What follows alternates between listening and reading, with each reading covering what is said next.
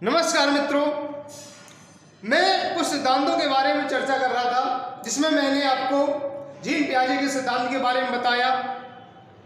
इसके बाद मैंने कोहलबर्ग के सिद्धांत के बारे में बताया, उनकी नैतिकताओं के बारे में बताया। आज हम एक नए सिद्धांत के बारे में चर्चा करते हैं। वह सिद्धांत हमारा होगा सामाजिक सांस्कृतिक सिद्धांत।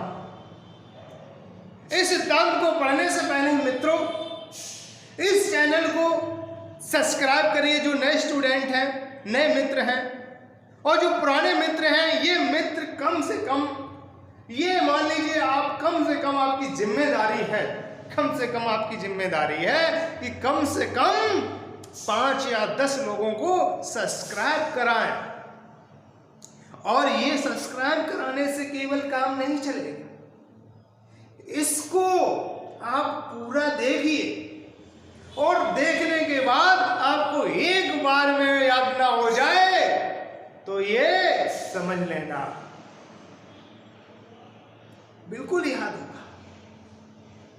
मित्रों, जो नए स्टूडेंट हैं, नए मित्र हैं, वो इस चैनल को सब्सक्राइब कर लीजिए ताकि आपको आने वाले जो वीडियो हैं वो आपके पास आ चुके। मैं गारंटी देता हूं कि अगर टेट, सीटेट, सुपर टेट की यदि आप परीक्षा दे रहे हैं, हालांकि ये जो आपका डीएलएड वाले भी स्टूडेंट है वो परीक्षा दे रहे हैं, तो ये जो वीडियो है वो उनके लिए बहुत अच्छा कारगर होगा। तो देखिए मित्रों, समझ लीजिए, पढ़िए। तो मैं सामाजिक सांस्कृतिक सिद्धांत के बारे में चर्चा कर रहा था, बता रहा हूं। ये जो सिद्धांत है, ये सिद्धांत एक रसिया के निवासी है, एक रसिया के मनोवैज्ञानिक निवासी हैं, जो रूस के मनोवैज्ञानिक हैं, जिनका नाम है वाइगोत्स्की। क्या नाम है? वाइगोत्स्की नाम है। वाइगोत्स्की, देख लीजिए इनके बारे में। सामाजिक सांस्कृतिक सिद्धांत दिया है। इन्होंने कहा है कि बालकों में जो सांस्कृतिक विकास होता है, बालक में जो सामाजिक विकास होता है, क्या बालकों में सामाजिक विकास कैसे होता है, किन गतिविधियों के द्वारा होता है, ये किसका मानना है? लेव वाइगोत्स्की का मानना है। देखिए मित्रों, इनका मानना है कि बालक में जो सामाजिक सिद्धांत है, सामाजिक सांस्कृतिक सिद्धांत, ये बालक की कहीं ना कहीं कल्चर के द्वारा होता है। किसके द्वारा होता है? उनकी कल्चर या संस्कृति के द्वारा होता है। बालक की जैसी संस्कृति होगी, जैसा कल्चर होगा, उसी के आधार पर बालक का सामाजिक विकास होगा। किसके आधार पर? आप देख लीजिए, कई प्रकार के हमारे यहाँ व्यवस्थाएं हैं। सबका सामाजिक स्तर क्या बराबर है? सभी धार्मिक, जो धर्म है, क्या सबका सामाजिक स्तर बराबर है? नहीं मित्रों, सबकी वेशभूषा, रंग रूप, रहन सहन क्या एक है? नहीं है ना। तो ये हमारी संस्कृति है, ये हमारा कल्चर है। तो कहने का आशय यह है कि हमारी जैसी संस्कृति होगी, हमारा वैसे ही सामाजिक विकास होगा। ये किसका मानना है? लेव वाइगोत्स्की का मानना है। ये किसका मानना है? लेव वाइगोत्स्की का मानना है। इन्होंने इसके साथ में एक और सिद्धांत दिया जिसका नाम है सामाजिक संज्ञानात्मक सिद्धांत। संज्ञानात्मक सिद्धांत। बाहर देखिए, सामाजिक संज्ञानात्मक सिद्धांत यो भी है कि उनमें जो संज्ञानिक क्रियाएं हैं, सम प्रत्यय क्रिया है, इमेजिंग क्रिया है, वो कहीं ना कहीं संज्ञा सामाजिक गतिविधियों के द्वारा होता है। सामाजिक सांस्कृतिक, सामाजिक संज्ञानात्मक। इसके साथ में उन्होंने कई सिद्धांतों को और प्रतिपादित किया है, जिसका नाम आप देख लीजिए कौन कौन से सिद्धांत है। अगला सिद्धांत आपको मिल जाएगा ढांचा का सिद्धांत। क्या? ढांचा गत सिद्धांत। इसके बाद ZPD, इसके बाद मचान, इसके बाद स्किप फोल्डिंग,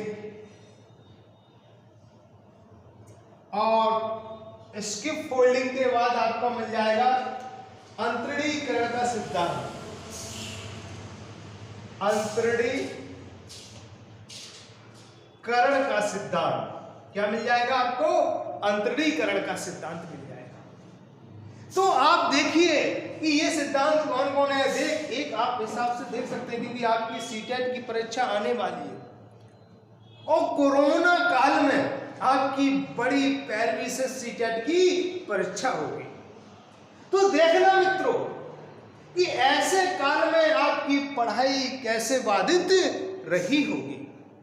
तो मैं बस आपको ऐसे टिप्स बताऊंगा, ऐसी चीजें बताऊंगा जो आपको फटाफट 1 सेकंड में याद हो जाएगा।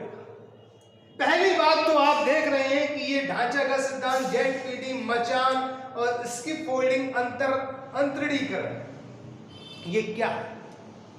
आपने देखा हो ये सीटेट में 100% क्वेश्चन इससे आते हैं, 100% क्वेश्चन आते हैं।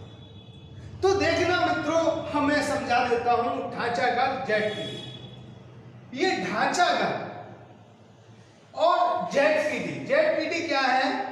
John proximal of development. John proximal of development, इसका हिंदी में कहते हैं संभावित विकास क्षेत्र। क्या होता है? विकास क्षेत्र होता है, संभावित विकास क्षेत्र होता है। इसको हिंदी में क्या कहते हैं? संभावित विकास क्षेत्र। ये संभावित विकास क्षेत्र, तो देख समझ लीजिए ZPD, John proximal of development, ये क्या है? ये एक संभावित विकास क्षेत्र, और वो संभावित विकास, फिर संभावित विकास क्षेत्र की संभावित विकास क्षेत्र के बाद हम बात कर रहे हैं कि वह क्षेत्र कि जब बालक किसी चीज को सीखता है, क्या है? सीखता है और सीखने की क्षमता रखता है।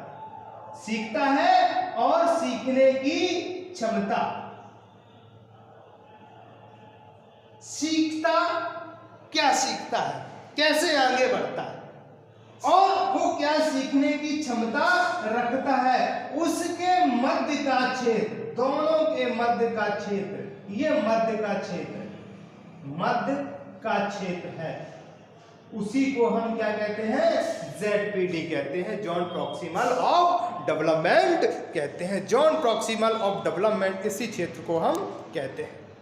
बालक सीखता है और वो क्या सीखता है, उसके सीखने की क्षमता क्या है, दोनों के जो मध्य का क्षेत्र होता है उसी को कहते हैं जॉन प्रॉक्सिमल ऑफ डेवलपमेंट, संभावित विकास क्षेत्र। इसी को कहते हैं ढांचा। ढांचा और मचान, ये दोनों चीजें एक ही चीज है। मचान क्या है? मचान, इसको हम हिंदी में कहते हैं, इसी को कहते हैं मेहराब। क्या कहते हैं? मेहराब। आपने देखा होगा हमारे गांव में मक्का की खेती होती है। किसकी खेती होती है? मक्का की खेती होती है। उसी मक्का के खेत में एक मेहरा गाला जाता है। क्या गाला जाता है? एक मेहरा गाला जाता है, होता है, एक मेहरा गाला जाता है। तो क्या होता है कि मेहरा जो गाला जाता है, मेहराब जो बनाया जाता है, उसमें क्या होता है? लकड़ी भी होती है, फूस भी होते हैं और रस्सियां भी होती हैं, नहीं होती? उसी के आधार पर हम एक मेहराब का या नकाब, क्या मेहराब का या मचान का निर्माण करते हैं।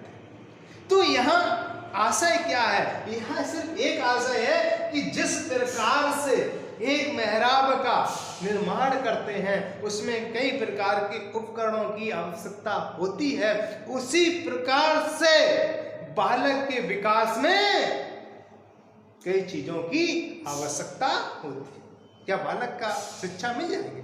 बालक की शिक्षा या बालक के विकास में कई गतिविधियों की आवश्यकता होती है।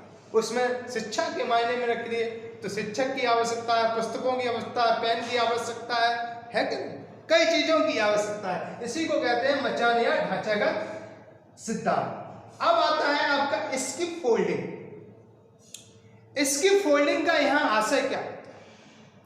स्किप फोल्डिंग का मतलब होता है धक्का देना। क्या देना?